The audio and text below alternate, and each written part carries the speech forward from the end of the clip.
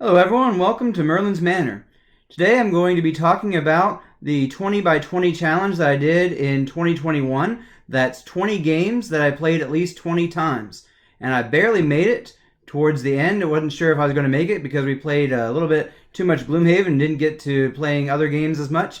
But I barely made it. December 30th I played Parks for the 20th time, and that was the final game I needed. And so I'm going to go through these and talk about really briefly why they made my list of games that I played this many times. So first of all, Parks. It's a game that is fairly light, fairly quick, that we enjoy. And so it was a good one to kind of get in there and play. And I rated a 9.5, and so we really enjoy this game. And so that's a big part of the reason why it made it on the list. The next game is Dungeon Attack. And I rate this one about a 7 or so, maybe even a little bit, right around the area. I got it listed as a 7. It's a kind of a very luck-driven game. You're rolling a bunch of dice, trying to destroy these different monsters. And it's a simple one that my family enjoys playing. It takes less than 30 minutes usually to play. And so it was a great kind of quick filler type game that we could get a bunch of gameplays in really quick. And the family enjoys, the kids enjoy, so that's a big reason why that one made my list. Next one is Legendary Encounters, a Firefly deck building game. I rate this one a 7, maybe a 7.5. Maybe I should boost that a little bit. It's a very enjoyable game. If you like deck building games and you want to play cooperatively, this is a great cooperative deck building game. And it's very difficult, especially if you go above the 2-player count. But my wife and I were the main ones playing this game, and so at the 2-player count, we were able to play pretty well there. The next game on my list is Clank Legacy, Acquisitions Incorporated. If you enjoy Clank, I'd highly recommend checking this one out. It's a game that's very semi-cooperative, but a lot more so than the original Clank. You're working together to try and get things accomplished and keep bad things from happening that's going to affect future games. And so this is one that I rate a 9, and we played through the entire season that you have with it, the entire game, and then we played, my wife and I played an additional campaign that was made by fans, and so it was, playing through those gave us the 20 plus games that I needed there. I got right at the 20 plays there. Next one is Red Rising, and I rate this one a 7.5. Got quite a few solo plays in with this game, as well as the 2-player count. Played a few times with friends. They didn't enjoy it as much, but my wife and I played a handful of times as well. I got those 20 plays in. Enjoy this game, especially it's a great solo experience, as well as a good 2-player or other multiplayer game. Next one is Sushi Go Party. This is another one that our family all enjoys playing, and it's a very quick game as well, about 30 minutes, and so it was a great game to make this list, as both the family enjoys it and it's a quick one. I rate this one an 8, and so I highly recommend it as well. Next one here, we have Doctor Who Time of the Daleks. I rate this one a 7. I had it rated higher, but there's a lot of sameness to it as you play over and over again, and so I kind of dropped it down a little bit there. It's still a great cooperative game, and my wife and I enjoy playing it a lot, especially since we are big Doctor Who fans. And so it just kind of made sense that this would be on my list of games to play at least 20 times. Next one on my list is Seven Wonders Duel. And this is one of my favorite games to play 2-player. It's certainly it's my favorite game that is 2-player strictly. And I rate this a 9. It's about a 30-minute play as well, which is another reason why it was really easy to get here on this list. I play this with my friend a good bit. I play with my wife a good bit. And so it's easy to get lots of good plays in. If you were playing, I rate this the same as Seven Wonders. It's just that whether or not you are wanting to play 3 or more people or just 2 people. And this works really good as a 2-player version of that multiplayer game. Next one on the list is Everdell. And this is another one I got 20 plays in on. And I rate this one a 10. It's one of my handful of games that rates there as a 10. It's also, in my view, along with 4 other games, is right there vying for first place in my top 10 list. And so this is just a kind of course, this one was going to probably make the list. I did just barely get the 20 plays in on this one as well. And this one takes a little bit longer to play. I'd say probably about an hour and a half using Spirecrest. A little bit less maybe if you are using just the base game. We mostly played it with both Spirecrest and Belfair, but we played a handful also with the basic game. Next one is Terraforming Mars. This also just barely got the 20 plays in. And this is also, I rate this a 10, and it is one of my favorite games. It's a game we play a lot with our friends. I got a few solo plays in with it on the app that I went ahead and counted those along with it. And this is one of those games that takes a good bit of time to play, and so it was a hard one to get through 20 games on, but it's also one of our favorites, so it comes up often and gets played often. And then we have Final Girl, which is a game I got in December as an early Christmas gift, and I already got it up to 21 plays, and so by the time the year ended. And so this is one of those games that's a solo game, and so it was one I could just play on my own. It takes probably it takes between 20 and about 40 minutes usually for me to play, most of them running around the 35 to 40 minute range. And so it was a quick game, and it's a game I can play on my own, and it's a game that's quickly, I rated a 9.5. I'm even almost debating putting it as a 10. This is definitely going to be probably in my top 10 games list. And so it was definitely a game that really quickly shot up there in gameplays, and I was able to get those 21 games in by the end of the year. The next game is Zombicide Black Plague, and this is a game that you play various characters, because you're generally going to have 6 players, or sorry, 6 characters in each game, and depending on how many players you have, you're going to each control multiple players usually, unless there's 6 people playing. And we generally play on the 2-player count, my wife and I, and control 3 people each, or played with friends a time or two, and 3 people each controlling 2 characters. And so this is a game, it takes a bit longer to play than some of the other ones, but I really enjoy it. I rate it a 9, and it's one of those you have a lot of luck involved, but it's still very much, you got some skill as well there, trying to figure out where you're going to go and how you're going to mitigate some of that luck as well. And so, Zombicide Black Plague. Next on the list is Codenames Duet. And this is a game that is very short to play. It takes 15 to 30 minutes to play, unless you lose really quickly, and they can take a little bit less. But basically what you're doing is you and your partner are trying to get each other to guess the different names that you have on your sheet as the ones that are the ones you want to guess, and you're going to give a one-word hint as well as how many things relate to that. So you might say baseball 2, and if there's glove and ball out there, but then you might have made a mistake and you realize field is also out there, and the other person might say field and ball, and then you get a strike against you there if the person guesses the wrong thing, and if it's the assassin, you automatically lose the game. And so it's kind of a fun, quick game that you can play.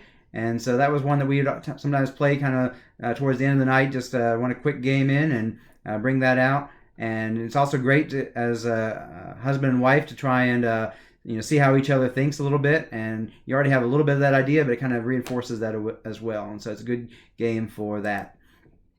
Spirit Island is the next one on the list. I got 22 plays in. I rate this game an 8.5, which really lines up with the BGG rating there of 8.4. So I'm right on par there with the standard.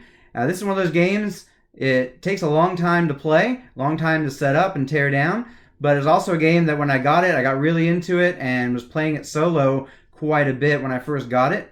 And so it shot up there in game plays. And I really enjoyed it. So I'm trying out all the different spirits. And so that one got up there really quick.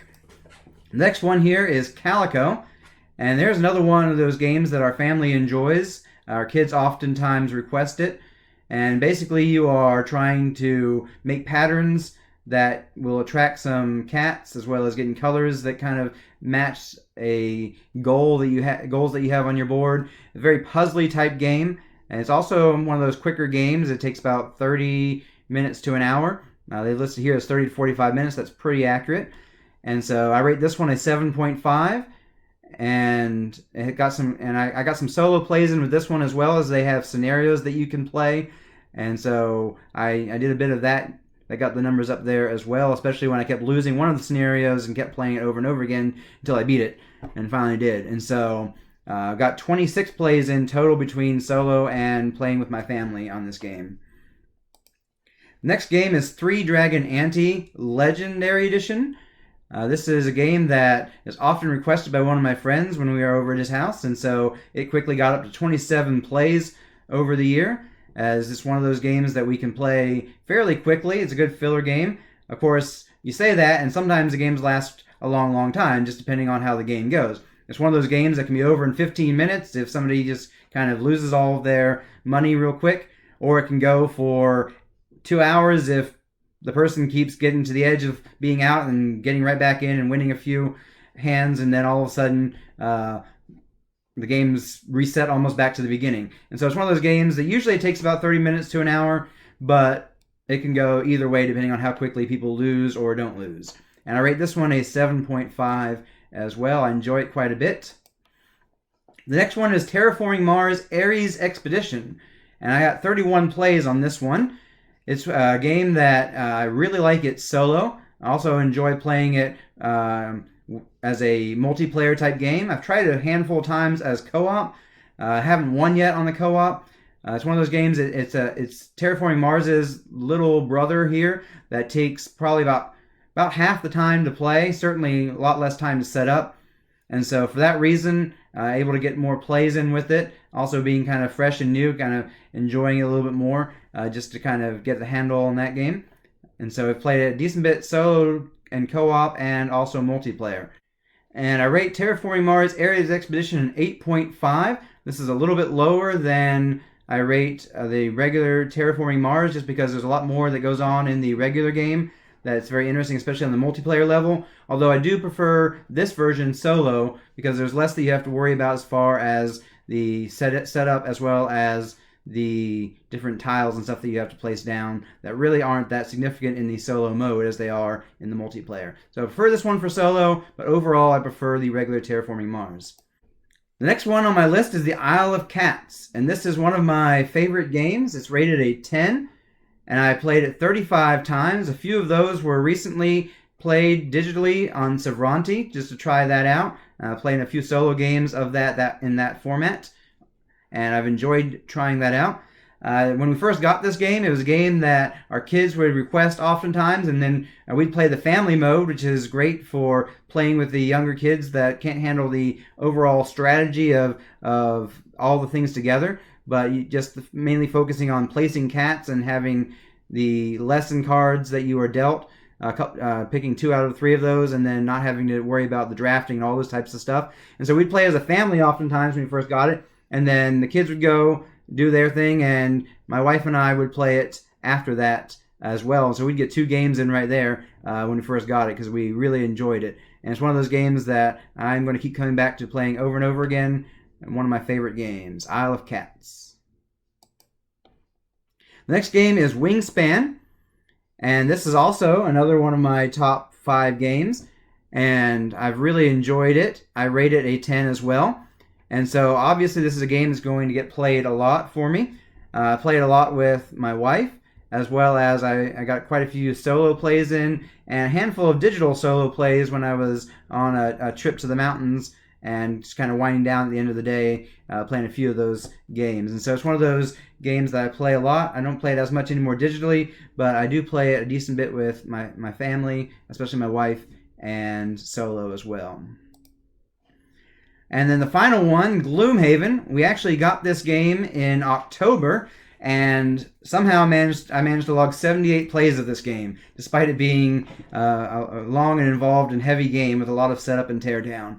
And it's one of those games that my wife and I would play pretty much every night. We would break it out just about and play a game of this campaign. And so it's one of those games that really quickly shot up in gameplays and took a lot of our time in October and November as far as our downtime, our time to enjoy playing board games.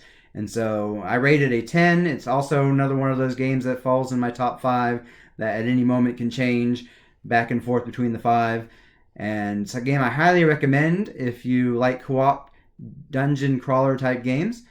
So those are my 20 by 20 games that I played at least 20 times. So this year, my goal is going to be to get all my games up to at least 10 plays. I know there's some games that I've kind of neglected as other games have taken precedence, and so I'll enjoy all the games that I have in my collection.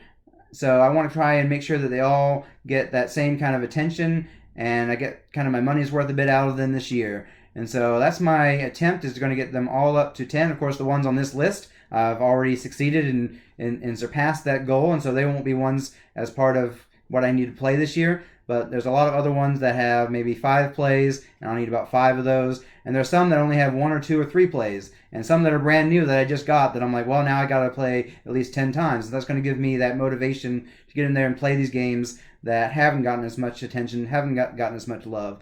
And so that's going to be my goal this year, and let's see if I will manage to do that. Anyway, I hope you've enjoyed this video. I hope you check out some of these games if they look interesting to you.